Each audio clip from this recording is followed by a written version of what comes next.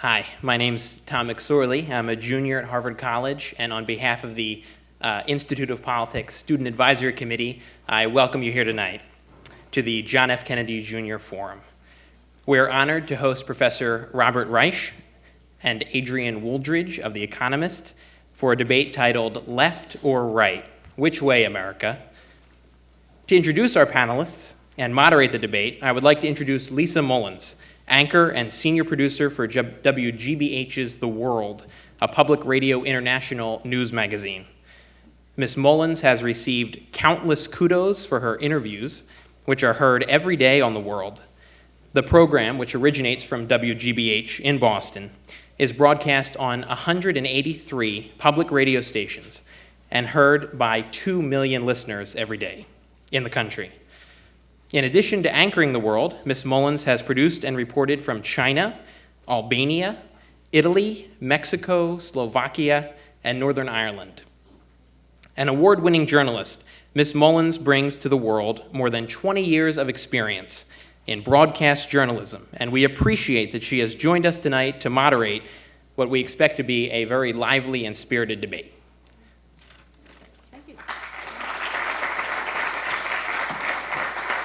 Thank you, Tom, and thank you all for coming. What a pleasure it is to be here at the JFK School and have two esteemed and impossibly prolific and busy guests by my side. I should tell you that the broadcast tonight, or the show tonight, is going to be broadcast on public radio stations nationwide. So just for a description for those who are hearing but not seeing, to my right, I have Adrian Woldrich standing at this podium, and to my left is Robert Reich. The title of tonight's forum is called Right or Left, Which Way, America? Now, I know that Tom mentioned it was a debate, but it's not a true debate because you may be surprised at how much these two men actually agree when it comes to the issue of America's center of gravity moving to the right. But there are rules, just as in the presidential debates that we've come to know and love. Each of our guests will have an opening statement, and I get to ask the first question, but since I spend the better part of my day every day asking lots and lots of questions and interviews, I'll yield the rest of the program to you all tonight. So there are 4 mics in the room, 2 down here and 2 up there. Feel free to ask a direct question. All of us will appreciate your brevity. And as with the presidential debate, there will be no time for a follow-up question. Robert Reich and Adrian Woldrich are allowed to follow up briefly on what the other one has said, which should keep things pretty interesting. Now, joining me tonight to examine the direction of U.S. politics and culture are Robert Reich and Adrian Woldrich. Robert Reich is the university professor and Hexter Professor of Social and Economic Policy at Brandeis University. He has served in 3 national administrations, most recently as Secretary of Labor under President Bill Clinton. He's the author of 10 books, including The Work of Nations, which has recently been translated into 22 languages, and most recently, Reason, Why Liberals Will Win the Battle for America. Professor Reich is co-founder of the American Prospect magazine, and last year he was awarded the Václav Havel Prize by the former Czech president for his pioneering work in social thought. Adrian Woldrich is the Washington correspondent for the British news magazine The Economist. He lives in Washington, D.C., and that's where he covers politics and social policy and social and political events. He joined The Economist back in 1988 and has served as the magazine's West Coast correspondent, management correspondent, and British correspondent. He is the author or co-author of 5 books, including The Future Perfect, The Challenge and Hidden Promise of Globalization, which was named one of the top 10 business books of 2000 by the Harvard Business Review. His latest book, which apparently is one of the favorites of George Will, was written with John Micklethwaite. It's entitled The Right Nation, Conservative Power in America. Drs. Reich and Woldrich have flipped a coin, and it looks like it's going to be, I think, Adrian, you're starting off tonight? Yeah. Yes, go for it. Let me start with a disclaimer. I'm not here as a political partisan. I'm really intending to say where I think America, on the balance of probabilities, is headed. I'm not here to tell you where I think it ought to be headed.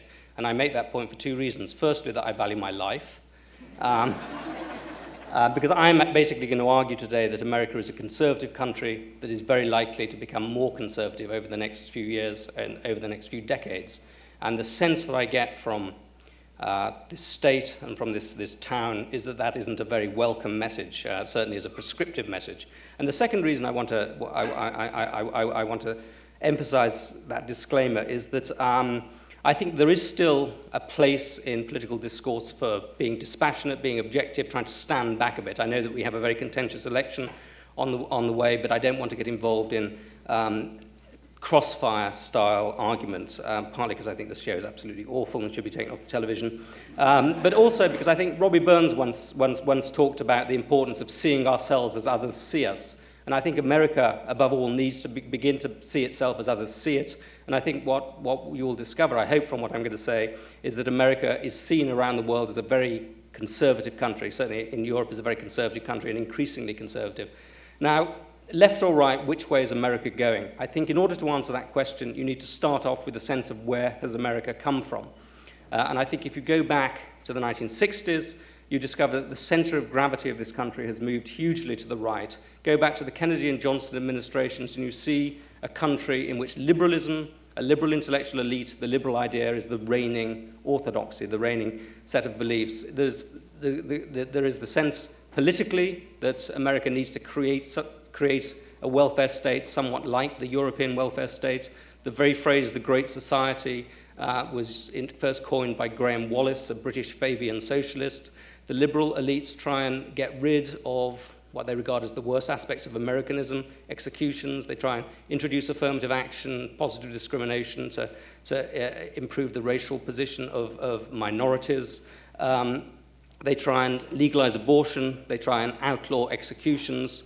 There's a sense amongst the elites that America has been a peculiar country that needs to be more sophisticated, that needs to be more European, something that was perfectly captured by the Camelot Court of Kennedy. Kennedy boasted about studying not only at the London School of Economics, but being a student of Harold Lasky, a very famous Marxist. His wife, of course, French-speaking, treated as a goddess when she turned up in Paris. And I think there's a sense in which that liberalism is actually in tune with a lot of popular opinion. Support for the death penalty in the mid-1960s falls to about 43%, the lowest I think it's ever been. And a sense in which these people felt that they had the wind in their sails. And what happened after this, also I think a sense in which the Republicans are part of this general set of ideas. The Republican Party is a very different party at that point, of course. I like to point to the example of Prescott Bush, Senator Bush, who campaigns for the Peace Corps, who campaigns for more money for education, for more money to spend on highways. And one of the great sentences, one of my favorite sentences I discovered researching this book was Bush demands higher taxes. A very different Republican Party, Northeast patrician, very Europhile. And what happens, I think, basically, is that you get a huge reaction against this liberal drift. You get the creation of a conservative movement which says basically this far and no further. You get the creation of magazines like the National Review. You get the creation of pressure groups like the Conservative Union. You get a very vigorous partisan conservative movement which says that it wants to stand behind American exceptionalism and keep that American exceptionalism. And that conservative movement can draw on a number of things which it rises to power, one of which is a sort of ethnic backlash against the civil rights movement, one of which is the fact that the center of gravity of the Republican Party is shifting southwards to a more culturally conservative part of the country. And this movement, I think, not only becomes a broad and distinctive movement, but it has become an extremely successful movement. So now you have the majority of governorships of the country, but including the biggest states in the country, the majority of legislatures in the country, as well as Congress, as well as the presidency, as well as the Senate, in the hands of conservative Republicans. So that's where we've come from. You get a general sense of the center of gravity moving ever rightwards. Now, I know many people will say that the 2000 election was a fluke, that the country is about to be restored back to its proper liberal essence, that John Kerry will take us back there. I don't think that's true for many reasons. Partly that Kerry will be hemmed in by a conservative Congress, I would imagine Senate, certainly House. Partly that if you look at the way Kerry has campaigned, he's not campaigned like somebody who's going to restore JFK liberalism. He's campaigned as a champion of conservative values. He actually talked for a while about putting McCain in as his vice president, or sent out signals that he was. And McCain is a conservative Arizonan Republican who was harder on rogue states than Bush was before the 2000 election. And you only have to imagine George Bush proclaiming himself a champion of liberal values and talking about putting Teddy Kennedy on his ticket to sense where the center of this gravity in this country is. So I think that on a lot of issues, people, certainly in Europe, are going to be very surprised or disappointed in what Kerry does on the role of America as the world's policeman. Kerry will continue to play that role. He will certainly not give this global test a veto over anything that America does. On the Kyoto Treaty, I would bet that he will not take America into the Kyoto Treaty. On Israel, I would bet that he will be much, much more conservative, right-wing, however you want to put it, than any European country would actually like. And I think the reason for all of this is that America, essentially, is a much more conservative country. To win election in this country, you need to appeal to this great right nation out there, which is to the right of anything in Europe. If you look at fundamental values and attitudes, America is an outlier. If you look at attitudes to crime and punishment, America is an outlier. America incarcerates 5 times as many people as Britain does, which is the most serious incarcerator in Europe. If you look at religion, America is a much, much more religious country than any European country. About 60% of Americans say that religion plays a very important role in their life.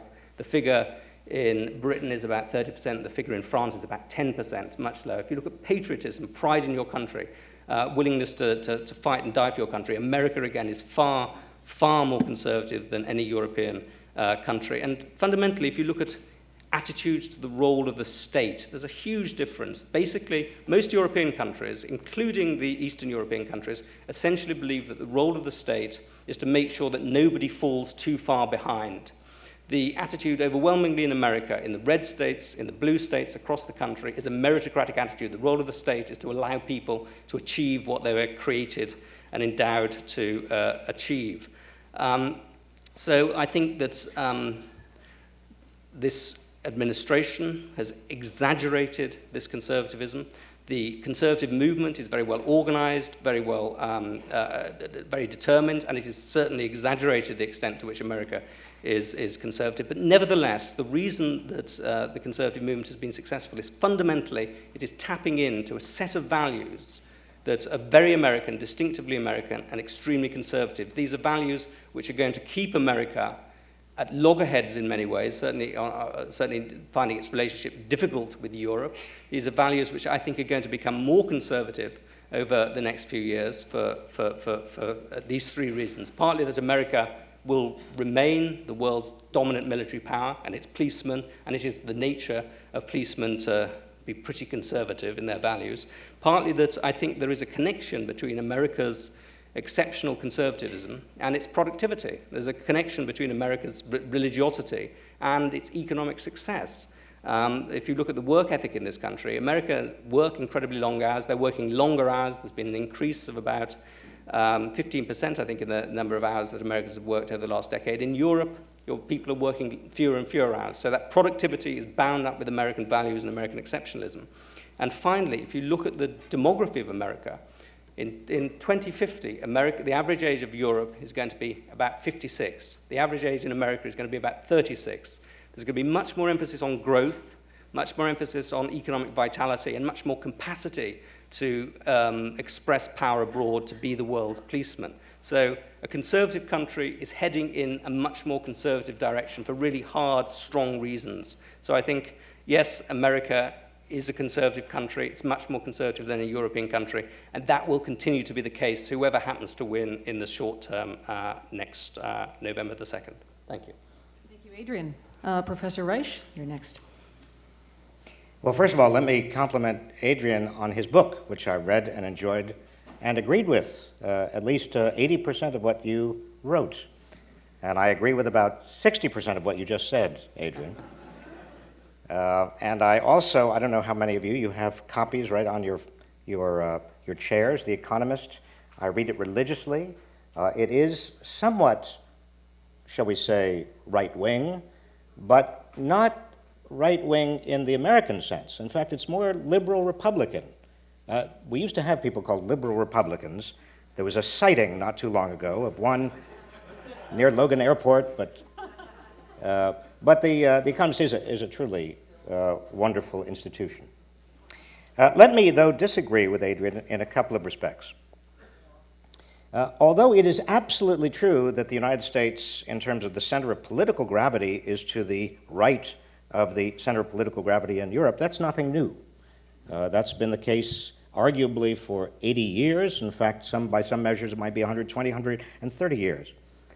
Well, what is new? Well, what is new here is that undoubtedly we have had a shift since the 1960s, 70s, you might even say 80s, in our political leadership in the United States, which has become more conservative and more Republican, undoubtedly. But does that mean that we here in the United States, are inevitably going to continue to move in the rightward direction? I think not. And I think not for a couple of reasons. Number one, if you look back at American history over the 20th century, you see periods of conservatism and then periods, at least what we would call, in our context, Adrian, liberalism. The 1920s were quite conservative. The 1930s and 40s were quite liberal. The pendulum then swung back in the 1950s. It was a period of social conservatism and political conservatism. And then in the 1960s, back again in the other direction. And we see a pendulum. This is not an original thought with me. The historians, father and son, Arthur Schlesinger Sr. and Jr., have made their careers plotting this pendulum-like motion. But there's something else going on, and that is that even today, even though the leadership is mostly Republican and mostly conservative, the fact of the matter is if you scratch the surface and actually ask Americans their views on a whole set of issues, you find that those views are remarkably liberal in the sense that they reflect a kind of liberal consensus that has not really gone away since the days of FDR. I looked in preparation for my book called Reason, Why Liberals Will Win the Battle for America, published by Alfred Knopf. I looked very carefully at a whole bunch of opinion polls, not only over the last couple of years, but also historically, over the last 10, 15, 20, 30, 40 years. And although opinion polls have their limits, of course, if you look at enough of them using slightly different methodologies, you find that you can sort of plot something if there is something to be plotted. The sociologist Alan Wolf at Boston University has found much the same thing. And here's what the findings show. If you ask Americans about social insurance, Social Security, Medicare, unemployment insurance, minimum wage, Americans are overwhelmingly in favor, and that positive attitude towards social insurance has not waned at all. Ask Americans about even certain cultural or social issues. Should there be a strict separation between church and state? Overwhelming support for that proposition. Government should not be in the business of supporting a particular religion. What about a contentious issue, like abortion? Well, it turns out that a very striking majority of Americans still favor reproductive rights or abortion rights for women. On gay marriage, you find a different picture, to be sure. Most people don't like the idea of gay marriage, but if you ask them about civil unions, they say, yes, we are in favor. And most Americans under the age of 30 are supportive of gay marriage. Move to other issues, multilateralism in foreign affairs. And you see, even after the invasion of Iraq, most Americans in poll after poll after poll after poll, and I have an appendix in my book showing this, were in favor of multilateral, internationalist interventions, not unilateral interventions. And we're quite upset about the extent to which America was going it alone. Now, last January, I had the privilege of driving to California, and my elder son and I set out. I don't know how many of you have gone a journey across the states. Well, you start in red America, and then rather in blue America, and then you go into red America. There is no signpost on the road that says you are now entering red America. And when you think about it, it's an odd nomenclature. It's an odd color code, isn't it? Red America is the conservative part of America, so-called. Well, we did go into red America. We spent about 4 or 5 days traveling through red America, and then we came out on the other side in one piece. And the interesting thing is our free-floating focus group that we inadvertently undertook justified and underscored exactly what I'm saying. We would stop to have food, maybe 12, 13 times, and exactly the same thing happened. Somebody would come up and they'd point at me and they'd say, didn't you, George Stephanopoulos? No. And I'd say, no, Robert Reich. Oh, yeah. And then they would invite themselves to our table. This happened really at least a dozen times. And they would look at me, smiling, very nice people, and they would say, you're a Democrat. I'd say, yes. Well, from the tenor of your question, you must be a Republican. Oh, yes. I said, well, why are you? Oh, we've been Republicans for years. Do you support the president? Oh, of course. What do you like about the president? His honesty. And I would look a little bit perplexed, and we'd talk a little bit about it, and it would turn out that what they were really talking about was his folksiness. They liked his folksiness, just that he was sort of a regular guy. But then we would get into a conversation about issues, domestic issues, Social Security, jobs, wages, health care, issues concerning a lot of contentious issues, and we'd have good discussions. There was not that much difference between us. It was not like you see on television if you watch Bill O'Reilly or Hannity or Joe Scarborough. I go on those shows occasionally, and they yell at me, and I yell back, and they yell at me, and I yell back, and I leave not knowing what I've said. It's just a yelling encounter.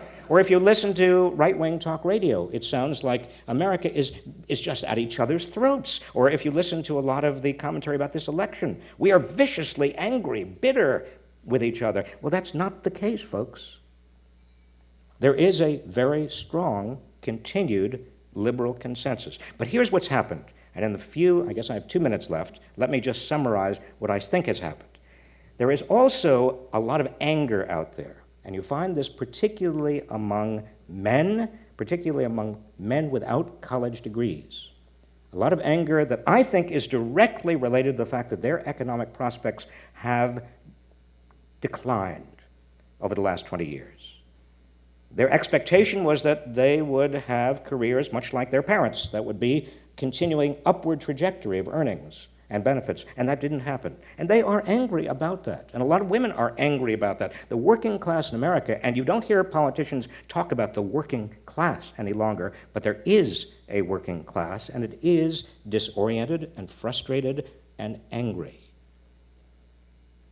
And what the Republicans have very successfully done, and very cleverly done, is deflected this anger onto a set of issues having to do with things like guns and affirmative action and immigrants and feminists and the French and liberal elites who drink lattes and buy Porsches, and others like the New York Times, the ACLU, people who seem to be out of touch with the reality that they feel every day, and somehow not only are they out of touch, but they're imposing their values on them.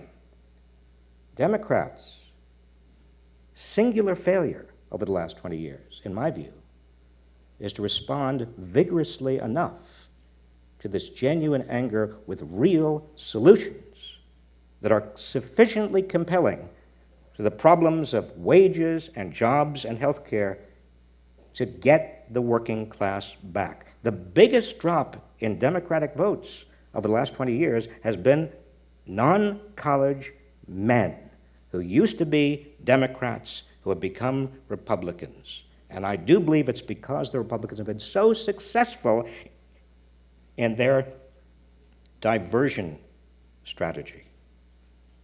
Thank you. Thank you, Professor Reich. Okay, I get the first question, and if you want to think about lining up at the microphones, go right ahead. First question for Adrian. Robert Reich begins his book, which you might have read, with a quote from Edward R. Murrow. It reads, "We will not be driven by fear into an age of unreason." He goes on to describe an American tradition turned upside down, now embracing preemptive war, disrupting essential alliances, weakening civil liberties. He says the pendulum, as he said tonight, will swing back, and that liberals can wrest ownership of patriotism if they close ranks and reorganize according to their strengths. Now, despite the polls that he just mentioned and what he calls a strong liberal strain still running through America, is this wishful thinking on his part? Do you think America has simply evolved beyond the left and isn't likely to return anytime soon? When some very nice people gave a party for my book when it was launched in New York, and I stood there and gave a short talk as to why I thought the essence of America in many ways was conservatism, was becoming more conservative. And then amongst the audience, this figure stood up. It turned out it was Arthur Schlesinger Jr., which was rather an embarrassing thing for me since he believes something else and believes it on the basis of a great deal more knowledge than I have. And as Bob Wright said, there is this sense that you do have a swing of the pendulum. I wouldn't be at all surprised to see some sort of swing of the pendulum back if the Conservatives, if the Republicans lose this election, some sort of swing of the pendulum back. But I think if you look at faith in government, from the New Deal to the Great Society, to what might happen next, it seems to me that the pendulum never swings quite as far as it has in the past in favor of big government. That there are more reasons not to be in favor of big government. So the Great Society was a small echo of the New Deal, and what came under Clinton was a smaller echo than that. And I think there are very profound reasons for that, partly because of the nature of the capitalist economy, and partly also now that you're having more and more people putting their faith in themselves, in their own capacity to manage their lives, to manage their educations, to manage their retirement funds, whatever. That seems to be very much in the tenor of American life, and also in the tenor also of the modern economy. So the government, of course, has an important role, and I think that there will probably come along politicians who are much more optimistic about government, but I don't think we'll go back to the sort of optimism that you had in the 1960s, or even in the 1990s in many ways. Okay, Professor Reich, if you want to respond to that later, feel free, but a question for you now. In the introduction to his book, Adrian Woldrich tells us about two people. They're 20-somethings, roughly the age of many of the people in the audience here tonight. Their names are Dustin and Maura, and they dress in baseball caps and sweatshirts and jeans. They're college graduates. They're international, well-traveled, pretty smart. They go to church every week. They are against abortion under any circumstances. They admire John Ashcroft, support capital punishment, oppose gun control and the Kyoto Protocol on the environment. They insist that they are what America is increasingly about. Now, many people outside Massachusetts would probably agree with them. So I ask you, does the prospect of Dustin and Maura representing the new America scare you, and should it scare us? No, it doesn't scare me, and it shouldn't scare us. I think that one thing that does scare me, however, is that there are fewer and fewer opportunities for many Americans of different political persuasions and perspectives to talk with one another, and to reason with one another, and to debate one another. And I think all of us have a stake in making sure that we get out of our bubbles, whether our bubbles are Cambridge, Massachusetts, or Toledo, Ohio, or wherever they are, and talk with people who disagree with us. Now, again, Adrian, I don't and can't comment about those particular people. I can just refer back to the polls. I won't do that again.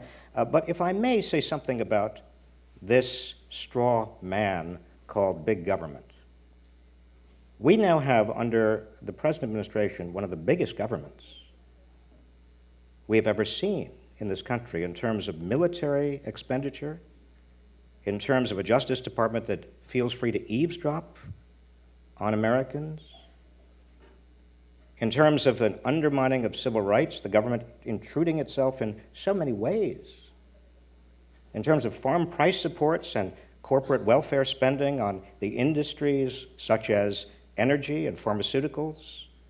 I mean, talk about big government. The issue is not big or small government. This is a huge, big government. The question is, who is government for? Who's it watching out for? Who's it protecting? This government is the biggest government I remember in my lifetime in terms of size and intrusiveness, but I don't think it's a government, in terms of my values, that is working for average working people. And that's the issue. Okay, let's turn it over to our audience members now, since we've got two people at this microphone to my right. Why don't we start with you in the gray sweatshirt? Hi, thank you for coming. My name is Matt Lindsay. I'm a first-year student here at the Kennedy School, and I actually come from a red state and went to school in red state in Kansas and Oklahoma. And my question for both of you is, if I'm frightened by the swing to the right of this country and I want to go back home and do something about it, what do you suggest I do? Or is this an irreversible trend that I just have to throw my hands up and say, I can't do anything about it? Well, if I may, Matt, I would urge you to get involved in politics, local politics. Don't despair.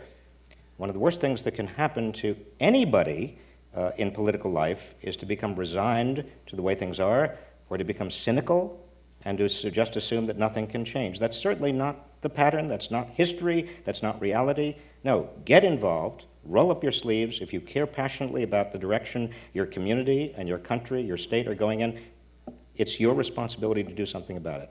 You want to recommend a first step on getting involved, briefly? You want to recommend a first step on getting involved? I would get involved in local politics.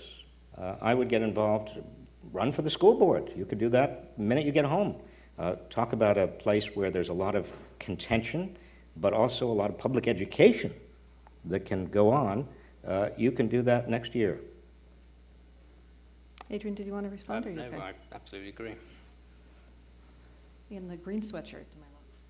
Hi, my name is Josh. I'm a sophomore at the college. My question, Mr. Reich, is this. You kind of describe in America where people are angry about economic conditions and conservatives are successful in, shifting that anger over to cultural issues. I interned in my senator's office this summer, and on one day I took 600 calls from people in favor of the federal marriage amendment. The chief of staff in the office said it was by far the, biggest call generating issue he'd ever seen. What do you make of the argument that maybe cultural issues are really what people care about, more so than these economic issues, especially for people who maybe they're not doing great, granted, but they're not doing terribly economically, and maybe social issues are just really what matter to them? I don't doubt for a minute that people are concerned about cultural issues. The question is, where does the anger and rage come from?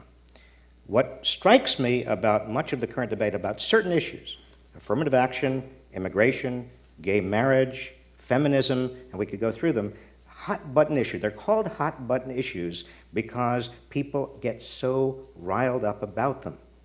Now, why is it that Roe v. Wade was a decision that was made in the 70s, obviously highly contentious, but it wasn't really until the late 80s and early 90s and through the 90s that the anti-abortion movement became a movement of rage?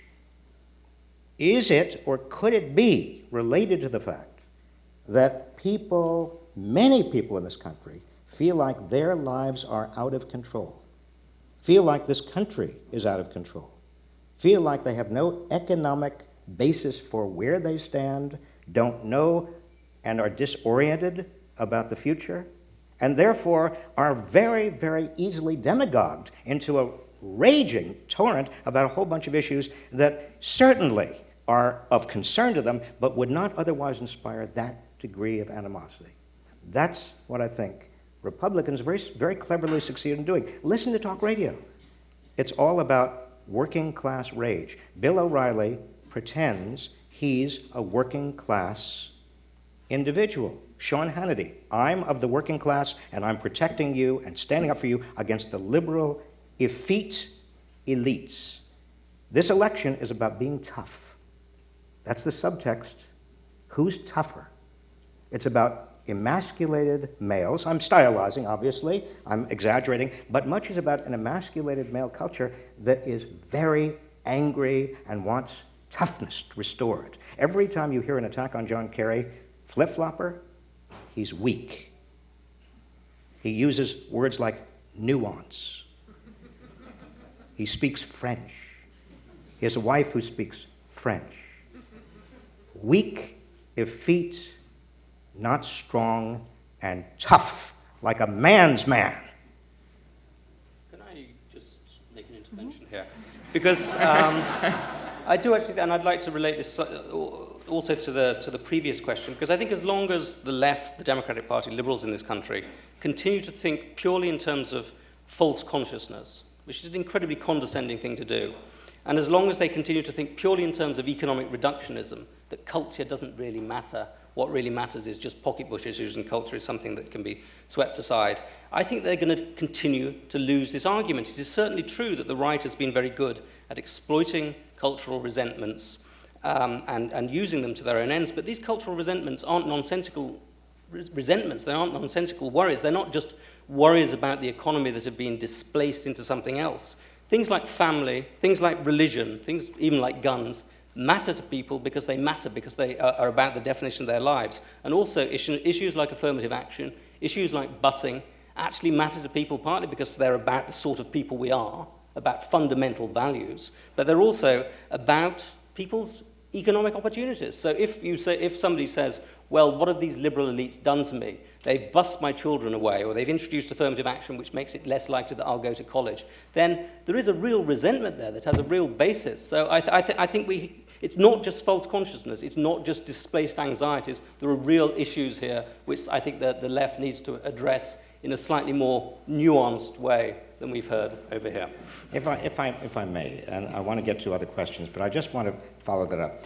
I am not suggesting, please understand me, that these cultural issues are unimportant. They are important to people. I'm simply saying that the degree of anger that lies behind the debate, I suggest, is related to something else. And the failure of the Democratic Party, and Adrian, I am not letting the Democrats off the hook here. I said before, and I will say it even stronger now. I think John Kerry is pulling in the correct direction, but I think the Democrats for years have failed to address the sources of working class anger, disorientation, and frustration. Wages, jobs, health care, that's all I hear in the battleground states. That's all I heard when I was Secretary of Labor. And many people in this country, production workers, 80% of the workforce, on a downward escalator. Obviously, there's going to be a lot of anger generated from that. Let's move up to the loge seats. The woman in the cranberry sweater. Hi, my name is Ailey Palmunin, and I'm a first-year student here at the Kennedy School. You mentioned that there's still a strong support for separation of church and state in the United States, but how do you reconcile this with our current political situation in which no viable presidential candidate can run or be elected if they don't significantly interject their religious views into the campaign? That's for Professor Reich. As Adrian said, America is a very religious culture, and we like our politicians to be people of faith. We like them to express their belief in God. Joe Lieberman's Jewishness was not a liability, it was actually a plus, according to many people, because he was, again, a man of faith.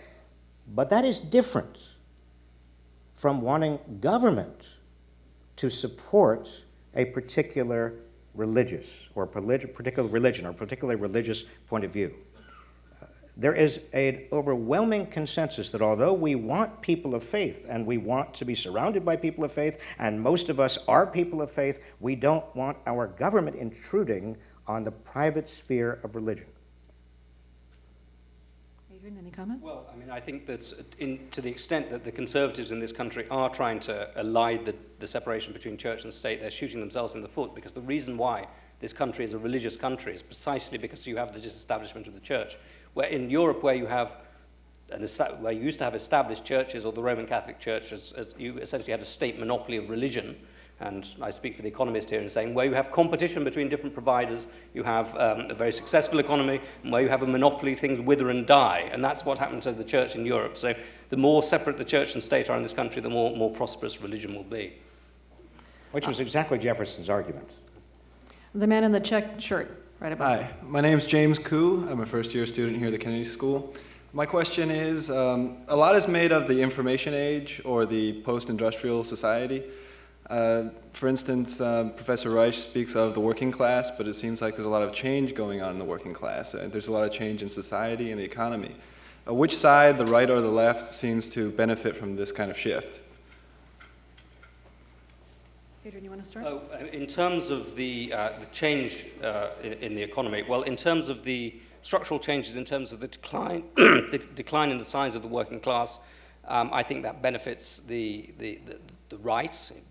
It benefits the Republicans. You've had a shift, I think Robert Reich knows these figures much better than I do, but from about 30% of the workforce being unionized to about 13% of the workforce being unionized. You've had this huge shift of the male population, particularly the male working class, away from the Democratic Party towards the Republican Party, and that's connected with these structural changes in the economy. And secondly, you have this big shift towards an ownership society of some sort in which more and more people own shares and own, therefore, a stake in the success of corporations, of the broader capitalist system. So I see these big structural changes in different ways benefiting the right more than the left. If I may take a slightly different position on that, undoubtedly globalization and technological change, both of them together, have driven a larger and larger wedge between people who are well-educated and well-connected on the one hand, and people who are relatively poorly educated and poorly connected on the other. Globalization is your friend. If you're well-educated, you have a larger and larger market you can sell into. It's your enemy if you are not, because there are many people around the world who'd love to work for a fraction of your wages. Same with technology. But is this an advantage for the right or the left? It seems to me if the Democrats have the courage of their traditional convictions and are really working for and standing up for the working poor, the working class, the lower middle class, then it is possible to create a very strong coalition for doing things like affordable health care that people so desperately need, given the structural changes in the economy. There is a natural constituency there. John Kerry is approaching that constituency. We'll see how successful he's been. Thank you. Let's come back to the first floor here for the next question. Hi, my name's Philip Epstein. Allow me to break the trend by not being a student at Harvard. You touched on this a little bit, but I was wondering what both of your thoughts are on comparing the Democratic Party in, say, 1976, the late 70s, and the Republican Party of 2000, where you have a party that seems to be at the height of its strength, controlling lots of governorships, the executive branch, all the branches of government. But at the same time, some people saying, it's become a collection of special interests as opposed to an ideology. And an addendum to that, do you feel that the Democratic Party is either organized or strong enough to take advantage of that, if there is a positive comparison between the two? I think a lot actually depends on what happens in this forthcoming election, because I think the Republicans have got more to gain out of winning than the Democrats have, and the Republicans have also got more to lose. If the Republicans win, then I think central to the second-term Bush agenda will be weakening the Democratic Party, and they'll be able to do that in various ways by making it easier not to pay union dues, which can go to the Democratic Party, by tort reform. One of the biggest paymasters of the Democratic Party are the lawyers. That can something that I think they can damage by privatizing or contracting out a lot of federal government jobs. I think that will be key to what they're doing, and I think they really do see themselves as being on the edge of establishing some sort of hegemony. And in much of the country, they've already got that. And I think what happens this time will be important. If they lose this election, I think they lose more, partly because there is going to be an almighty civil war within the Republican Party over Iraq and preemptive war, obviously, over big government conservatism, which is incredibly unpopular with this spending, which we've talked about, is incredibly unpopular with conservatives, and also over cultural values, where there are real divisions between younger and older Republicans, between business and social conservatives, a huge battle. Whereas, so they will be torn apart by civil war. If the Democrats lose, on the other hand, I think they will become Hillary Clinton's party. They will, and she has enough charisma and enough credibility to discipline a very disappointed left, and you will have a very, very united party. So a huge amount depends on this election. I don't disagree with that, but I do want to point out that the Democrats became sort of fat and lazy, like any institution that is very successful. House Democrats, up until the 1994 elections, basically thought they controlled the House. The Democratic Party didn't feel that it needed to exercise the kind of strength and discipline and message control that the Republican Party was disciplining itself to do beginning in the late 70s and right through the 1980s. Now, the question is, are the Republicans going to overreach? I think there's a good chance that they will. Look at the corporate tax bill that just went through the House and the Senate for an example of overreaching. If there ever was an example of special interests, mostly Republican special interests, getting what they want to the detriment of the public, it's that unbelievably, in fact, virtually scandalous bill that gave every special interest in Washington that had a lobby what it wanted. At some point, you get it to a tipping point, and the public says, we don't want that. If Republicans control the House and the Senate and the White House for another 4 years, there's nobody else to blame for what goes wrong in America. To my left, let me guess, your name is Mary Casey. Yes, my name is Mary Casey, and I come from Northern Ireland, from Derry, or Londonderry. And there's just one question I have here in relation to what's happening to America. It's the issue of, perhaps more than ever, personalities. The issues are the same the world over in relation to jobs and education and jobs flying across the world with globalization. The issue of the confidence that Americans feel after 9/11. In Northern Ireland, we suffered for 30 years from violent conflict, and we know what it's like to be attacked without warning in the streets and the homes. And America never experienced that. And for the first time, your citizens felt attacked, and the hurt and the pain of, we have been abused. Now, we know what that's like in Northern Ireland. We've become acclimatized to it. You haven't. And so that fear that has come down to a confident population, a population that has come to Ireland on many occasions and has been remarked upon as youngsters and students and visitors that have been full of confidence.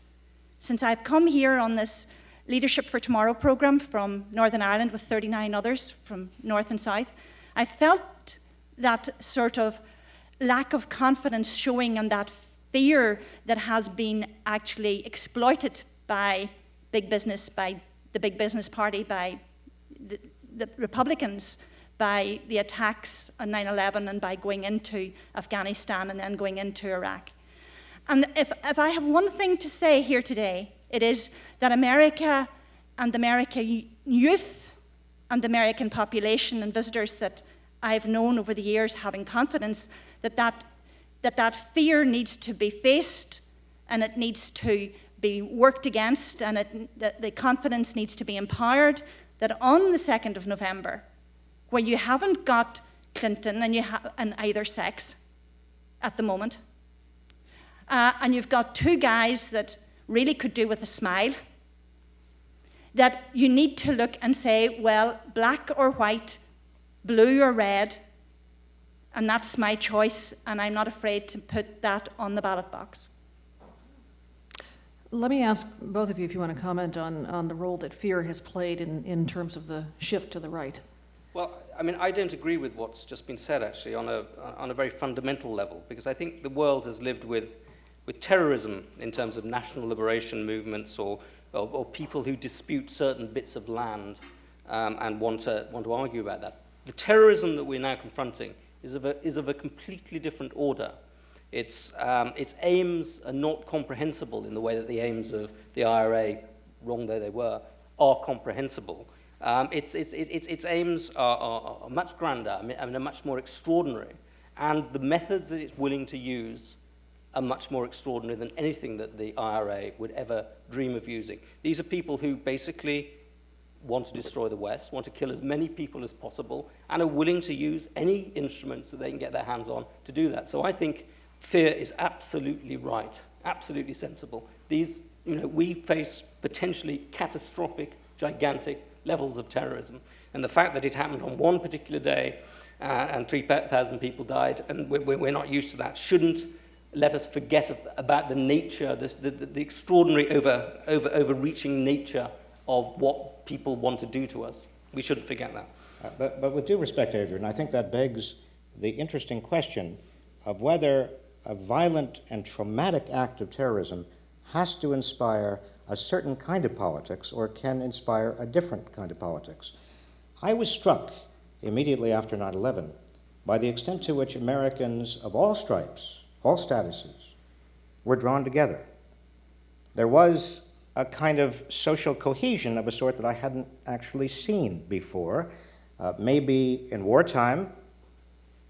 And I also was struck by the extent to which our allies around the world shared that sense of being with us. We're all Americans, read the headline in Le Monde in French. And there were demonstrations in London and elsewhere in support of the United States. We could have had a politics, it seems to me, coming out of that. Yes, a politics based upon dealing with terrorism, but a politics based on dealing with terrorism as a society, as a global community. A politics based on solidarity, not on divisiveness. A politics based upon determination rather than based on fear. And what happened over the last 3.5 years is the squandering of all of that goodwill and social solidarity in this country and around the world. It was not necessary to go in that direction. We have now, unfortunately, an election that is also based on a divisive fear, an intolerant fear, and that's what worries me. The gentleman in the blue parka. Thanks. My name is Graham Bullock, and I'm a master's student here at the Kennedy School, and one of the co-founders of the Independent Caucus here, which is in part a space dedicated to creating a space for centrists and moderates who don't feel represented by either of the two political parties. My question is somewhat of a follow-up to that sort of idea of social cohesion and commonality, and whether that's more of the rule than the exception. Professor Fiorina at Stanford University, political scientist there, is a recent book out called Culture War, The Myth of Polarization in America. And one of his sort of theories is that the polarization we hear about in the news is not polarization of the common people, the everyday Americans, but the media elites and people in Washington, D.C. And that the 50-50 split we see in elections is, you can interpret not as a sort of a reverse bell curve like this, but a bell curve that most people are centered in the middle and they're just making a decision. And that this sort of ambiguity either comes from their sort of desire to have sort of a balanced centrist approach on most issues, or on some issues they're very conservative and some issues they're very liberal. And I'm curious about your guys' response to that argument. Well, I mean, I think the crossfire culture, which you see on the television, and which is something which is extremely destructive. And I think many people are turned off politics in this country because you have these extreme groups on either side. And they certainly do skew the political process through the primary process, through their activism, through their control of party caucuses. And people are confronted with a choice over abortion, over gay marriage, over the role of the government in society, which they don't really want to make. And this is exacerbated by the fact you have 50% of the population voting. So certainly the political system hugely skews the process. Whether you would get, if we didn't have the dominance of the primaries, for example, more participation and a capacity to move towards a more centrist politics. I think the example of Schwarzenegger in California is very interesting, because the only way that he got where he was precisely because he didn't have to go through the primary process, and he's enjoying record levels of approval both amongst Republicans and amongst Democrats, and pursuing, as far as I can see, a fairly sensible set of policies. So yes, people are confronted with choices that they don't want to make because of the structuring of the political system and because of journalists' love of clear-cut and rather trivial stories. Well, let me underscore that. In my opening remarks, I was trying to make exactly that point, that if you look under the surface of what seems to be a very contentious debate, you find a great deal of unanimity. But let me torque that just a little bit by saying that one of the things that drives people into politics, maybe you, maybe some of the people in this room, is because you feel passionate about something. Something is wrong in your moral universe. And too often, I think we equate moderatism, a kind of middleism, with not being strongly concerned. And that itself, it seems to me, is wrong. There are a lot of things to be passionately concerned with in this country. So let's be passionate, let's just talk to each other and be reasonable in our passion. Gentleman in the blue shirt. Every time I go home to West Michigan, which is a very red part of the state, I have conversations with people where they tell me they're very conservative and they're very Republican. Less so in that, at least, especially in that part of the country, that people are very liberal or very democratic, partly because that's become a bad word. I find this phenomenon very troubling because it's a certain way not to think. Do you agree? And if so, what would you do about it? The question's open to both of you. Well, what I normally do when people come up to me, as they do 10 times a day, and say, I'm a Republican, or I'm conservative, not so much in Cambridge, but I spent most of today in Pennsylvania and in the Midwest, spent the last couple of weeks, and people do say that. It is somewhat of a conversation stopper. I think the way to get beyond that is to say, well, let's respect each other. I'm perhaps of a different persuasion politically and maybe ideologically, but let's put the labels aside and let's really talk about what's on your mind. Not the abstractions, but what's really on your mind. And I find, as I found in my little free-floating focus group, that once you put the labels aside and that kind of, I'm dug in and I'm protected against you, put that aside, you actually can have a decent conversation, find much more common ground. Or if there isn't common ground, you can agree on what you disagree about, and perhaps it's based on some facts. Well, I watched the third presidential debate with a group of conservatives in Washington. They themselves had a mini debate before that debate. And what I was really struck by was the huge diversity of opinions amongst these conservatives and the huge appetite for discussion and disagreement. Huge disagreement about government spending, which and what's happened under Bush. Huge disagreement about Iraq and preemptive war. And really, really significant disagreement over life issues, over issues such as gay marriage, over issues such as cloning. So I really don't think that the conservative bloc is marching in lockstep. I think there are huge and very vital disagreements going on amongst conservatives. So ask them some questions and see what they say. And yet Washington has become an uglier town.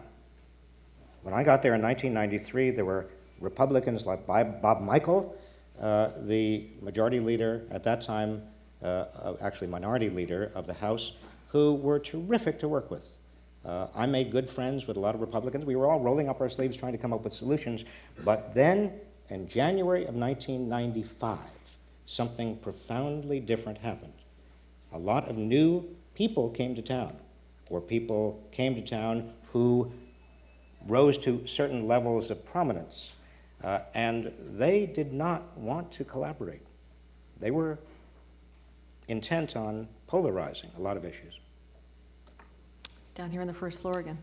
Hello, my name is Humphrey Wong. I am a mid-career MPA student, a bit more than 20-something, I guess. I am a very liberal person. As bona fides, I attended Berkeley and I loved it. But I have to disagree with Professor Reich on the source of the anger, and actually agree with Dr. Is it Woodrich? Woodrich, sorry. I've been here so long I've already forgotten. About the importance of the cultural values as maybe part of that anger. On the other hand, having said that, I would contend that over the past 100 years, even in the past 50 years, or even the past 30 years, that those values that we're talking about actually have significantly moved toward the left and will continue to do so. I would invite your comments. Yes, this is something that's puzzled me for a long time in writing this book, because it seemed to be clear that on the economic side, this is a country that has been moving in a more conservative and more free market direction, that we're not going to get another New Deal or another great society. On cultural issues, I think the picture is much more confused, because I think on issues, for example, like gay marriage, I think that we will move towards that. There is no doubt that that's the direction of the culture. And when I talk to young conservatives, I'm surprised by the number of them who actually agree with that. So how do I reconcile that with a notion that this country is becoming more conservative? And I do that by saying that I think the fundamental principle that is constantly invoked is the principle of self-determination, of freedom to define your own life. And that's, I think, a principle that is even more strongly believed in by the young than it is by older people. And it's a very different ethic from the sort of ethic that you get in Europe, which is that a much more collectivist, a much more communitarian ethic. It's the idea that we're each responsible for each other, and the government has a huge responsibility for everybody. I think the basic American assumption is an individualistic assumption. It's one of self-determination, and that helps to explain why the same sort of slogan is used to justify abortion rights, and is used to justify the right to bear arms. It's none of the government's business, it's my business. And that's why the same sort of justification eventually will be used to support things like gay marriage. So it's a very peculiar sort of bourgeois, individualistic sort of conservatism, but it's very, very different from the collectivist ethic that you still see in Europe. We have always, relative to Europe, been individualistic. Our government was founded on the proposition that we can't trust government, unlike most European governments. To think about the last few years as somehow a different direction with regard to individualism or anti-government feeling is just simply wrong. Even the 1960s, I was out marching, and I remember hating government. I didn't want big government. No, I think that the reason I emphasize the economics is because I don't think the economics has been talked about nearly enough. And if you look at what has happened that's new, what's happened that's new over the last 50, 60, 70 years, particularly building up steam over the last 20, is the widening inequality of income, wealth, and opportunity. And that's something that, unfortunately, neither party wants to talk about very much. John Kerry is beginning to talk about it. John Edwards talked about it during the primary. But unless we face it and not abdicate responsibility, not become resigned, not simply assume nothing can be done, many things can be done. We're not economic determinists by nature. Unless we do something about it, we are going to face a two-tiered society that is not a healthy democracy, where there is going to be a lot of anger. What's it say that it's a man wearing a Red Sox baseball cap squeezing in with the last question? Okay, my name is Rami. I'm a graduate student in the ALM program. This question's for you, Professor Wright. My question is, if Kerry's elected next month, how do you see the United States position toward Israel changing, specifically toward Ariel Sharon? And it has another part to it. How do you see the position of the United States if Kerry's elected? How do you see the position toward the separation fence? Is there going to be a change from the United States toward these issues? Well, I would assume, based upon both what Senator Kerry has said and also the people advising him, that Senator Kerry would move back to the kind of policy that was advanced during the Clinton administration, that is active involvement, active engagement in a peace process. I think the problem that we got into, certainly in the first 2 years of the Bush administration, was turning their back on Israel and the peace process, and basically saying, in effect, do whatever you want to do. Well, that's not going to get us to the peace table. But step back even further. in the Middle East, we have two choices. I think Kerry is going to take a very different choice overall than Bush. The choice is either to fight extremism with what is perceived in the Middle East to be a different form of extremism, a form of bullying that makes it very difficult for moderate Arabs to be legitimate and to maintain political and enlarge political legitimacy, or on the other hand, working through many, many channels, including economic investment and diplomacy, regional development, regional allies, to strengthen the position of moderate Arabs. Will Kerry bring Arafat and Sharon back to the bargaining table? Oh, I can't predict that. I certainly assume that Kerry would like to bring the major parties back to the bargaining table. I don't know about Arafat, though, because he's been so discredited. The question is, who is representing the Palestinians? But that's a detail that goes beyond my knowledge. Well, thank you. Apologies to the people who are waiting to ask questions. Still, Adrian, 2 minutes for final words for you, and then Professor Reich. I want to make 3 points. The first is about convergence and divergence. It strikes me that in the 1960s, America was converging towards a European model with a more active state, with the outlawing of executions, with legalizing in 1973 abortion. And since the 80s, really, we've had divergence on all sorts of important measures, from crime and punishment to the role of the state, to patriotism, a divergence from Europe. And I think that's going to continue for big structural reasons, to do with the demography, the average age of the population, to do with American power, and to do with American economic might.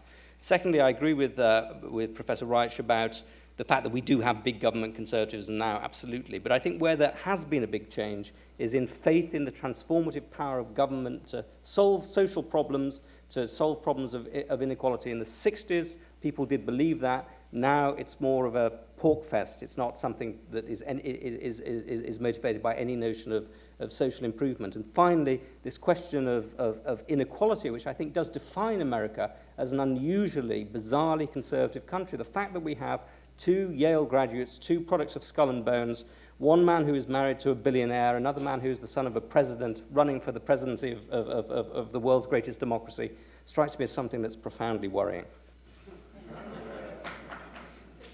Well, you don't get any argument from me there. Let me just summarize by bringing you all back, you historians or even you non-historians, to the year 1900. William McKinley was president. We had huge waves of immigration in this country. Our cities were festering slums. Our politics was a scandal in terms of corporate money run amok in politics. We had huge concentrations of economic power that were running the economy and running the nation. We also had a very aggressive foreign policy, unilateral foreign policy. The Spanish-American War was one of the most unilateral and imperialistic efforts we had ever made, and a lot of Americans perished in the Philippines. Remarkable similarities between 1900 and the present day.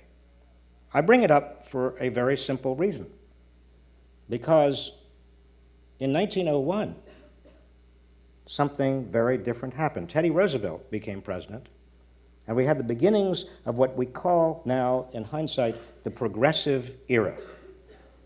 Women's suffrage, a graduated progressive income tax, food and drug laws, Federal Reserve System. And I could give you a long list of reforms, and I want to underscore the word reforms, because America thought and Americans believed that things had got out of control and we were going to claim our democracy back. And that's the strength of this country. I don't think we're going in a more conservative direction, or necessarily we're going left or we're going right. That's not the issue. Are we going to have a recreation, a rebirth of the reform impulse, as we did at the turn of the last century, as we did in the 1930s, as we did in the 1960s, and to some extent the 1970s? It seems to me we will. That's the strength of this country. That's the resilience of this country. Putting ideology aside, rolling up our sleeves, recognizing the problems that have to be addressed, and doing something about them. That's where my cockeyed optimism comes from. And having spent half of my adult life in government, you have to be a cockeyed optimist. Thank you. Cue the music. Robert Reich of Brandeis University, his new book is called Reason Why Liberals Will Win the Battle for America, and Adrian Woldrich, Washington correspondent for The Economist and co-author of the book The Right Nation, Conservative Power in America. Thank you for your questions. Thanks for listening.